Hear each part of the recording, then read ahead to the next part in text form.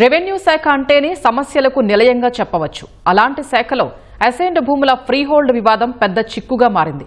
Freehold పేరిట గత YCP ప్రభుత్వంలో ఆ పార్టీ నేతలు భారీగా లబ్ధి పొందారు. కూటమి ప్రభుత్వం సరిదిద్దే చర్యలు చేపట్టినా ఇంకా కొలిక్కి రాలేదు. ప్రైవేటు భూముల పట్టాదారులు సహా ఎందరో ఇబ్బంది పడుతున్నారు. అధ్యయనానికి మంత్రివర్గ ఉపసంఘం ఏర్పాటైనా పరిష్కారం మాత్రం దొరకలేదు. ఫ్రీహోల్డ్ వివాదాన్ని త్వరగా తేల్చాలని సీఎం చంద్రబాబు తాజాగా నిర్దేశించారు. రెవెన్యూ యంత్రాంగం తలుచుకోవాలే కానీ పరిష్కారం అనేది అసాధ్యమేమీ కాదన్న భావన వ్యక్తమవుతోంది. పేదలకు కేటాయించిన వ్యవసాయ భూముల్ని 20 ఏళ్లు నిండిన తర్వాత అమ్ముకోవచ్చని 2023లో నాటి వైసీపీ ప్రభుత్వం ఫ్రీ హోల్డ్ ఆదేశాలిచ్చింది. దీంతో వైసీపీ నేతలు అక్రమాలకు తెరతీశారు. కోట్ల విలువైన అసైన్డ్ భూముల్ని ముందుగానే పేదల నుంచి తక్కువ ధరకు కొనుగోలు చేసి ప్రభుత్వ ఉత్తర్వులు వెలువడ్డాక కొన్నట్లు చూపారు. దీనిపై కూటమి ప్రభుత్వం విచారణ చేపట్టి అసైన్డ్ చేసిన ఫ్రీహోల్డ్ భూముల విస్తీర్ణం 13,52,806 ఎకరాలుగా గుర్తించింది. అక్రమాలు జరిగినవి 5,74,908 ఎకరాలుగా నిర్ధారించింది. అధ్యయనానికి మంత్రివర్గ ఉపసంఘాన్ని నియమించింది.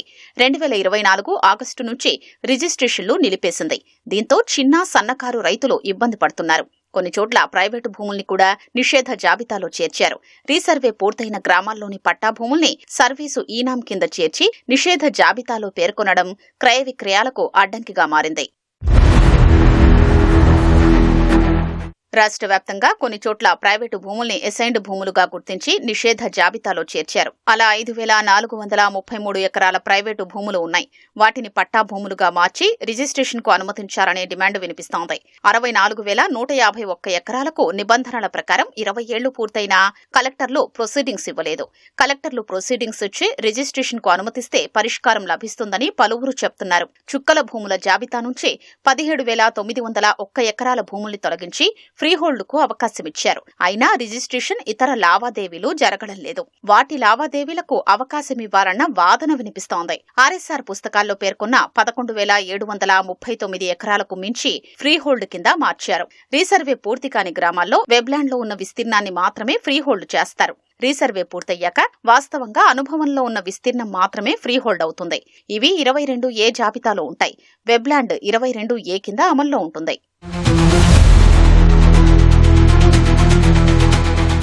భూ బదిలీ చట్టాన్ని ఉల్లంఘించి 38,727 ఎకరాల్ని ఫ్రీహోల్డ్ గా మార్చేశారు.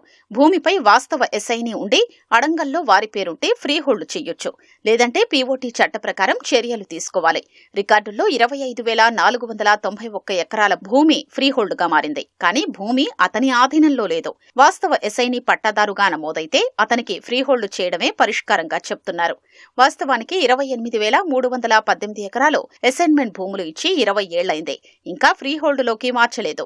20 ఏళ్లు గడిస్తే ఫ్రీహోల్డ్ గా మార్చొచ్చు. లేకుంటే ఎప్పటినుంచి ఫ్రీహోల్డ్ అవుతుందో ఆ సంవత్సరాన్ని నమోదు చెయ్యాలి.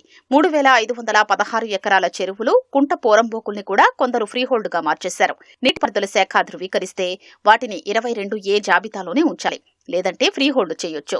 అయాన్ మార్చకుండా అసైన్మెంట్ జరగదు కాబట్టి అసైన్మెంట్ సరైందేనని భావించి ఫ్రీహోల్డ్ గా ఉంచాలి. 24,254 ఎకరాలకు సంబంధించి చాలా చోట్ల పోరంబోకు భూముల్ని ఫ్రీహోల్డ్ గా మార్చారు. అయాన్ మార్పిడి తర్వాతే అసైన్మెంట్ జరుగుతుంది. ఈ సూత్రం ప్రకారం సరైందిగా భావించి ఫ్రీహోల్డ్ గా కొనసాగించాలని పరిష్కారంగా చెప్తున్నారు. రాష్ట్ర వ్యాప్తంగా చాలా చోట్ల అసైన్డ్ భూముల పేరుతో 2,86,951 ఎకరాలు ఫ్రీహోల్డ్ గా మార్చేసుకున్నారు. కొన్ని చోట్ల అధికారాన్ని అడ్డుపెట్టుకుని వాటిని పేదల పేరిట ఇచ్చినట్లు చూపించి ఫ్రీహోల్డ్ చేసుకున్నారు. వాస్తవానికి వీటిని వైసీపీ నేతలు ముందే ఆక్రమించారు. పేదలకు పంచినట్లు చూపించి ఫ్రీహోల్డ్ ముసుగులో అధికారిక ముద్ర వేయించుకున్నారు. ఆర్ఓఆర్ చట్టంలోని 6A సెక్షన్ ప్రకారం ఆన్లైన్ వెబ్లాండ్ అడంగల్ సరైందిగా భావించాలి. ప్రస్తుత పట్టాదారు అసైన్మెంట్ కు అర్హులైతే ఫ్రీహోల్డ్ గా పరిగణించాలి. అర్హులు కాకపోతే పీఓటీ చట్ట ప్రకారం చర్యలు తీసుకోవాలి.